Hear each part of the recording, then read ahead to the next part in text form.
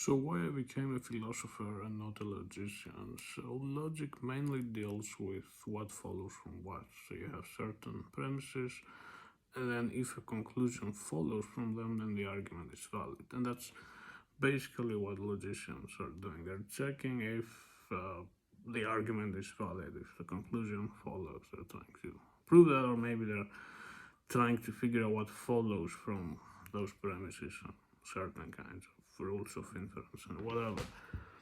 But the problem with that is they're not really dealing much with whether the premises are actually true or false, right? They are just taking them to be true and then just saying what follows. And that is useful because you can do things like reductio ad absurdum and things like that.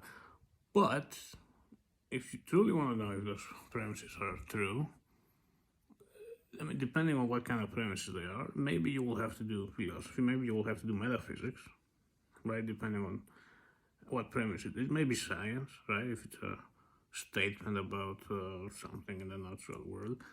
And you're not dealing much with that directly through doing logic.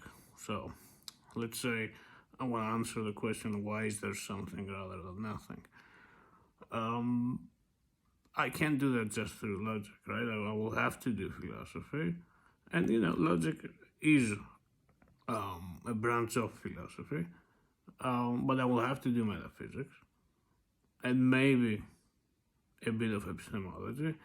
But I will have to think about, well, maybe something is necessary, or maybe it's a brute fact and there is no explanation why something exists or something existed or whatever. But maybe I will have to look at some of the sciences like physics and cosmology and see what they have to say about things which are relevant. But I will have to do stuff like that to figure out the answer, right? Logic is not enough. So then why would I specialize in logic then if I'm interested in answering some of those big questions, right? So that's why I didn't do a master in logic, and I'm not planning to do a PhD in logic, but I did a master in philosophy, right?